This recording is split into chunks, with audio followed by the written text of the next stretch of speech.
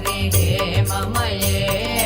मुनिगणमण्डित मोक्षप्रदायिनि मञ्जुळभाषिनि वेदनुते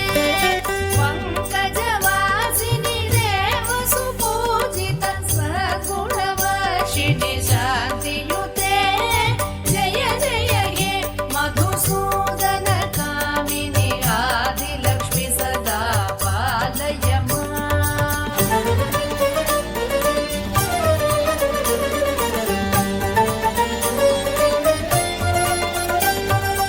अयि कलिकल्मषनाशिनि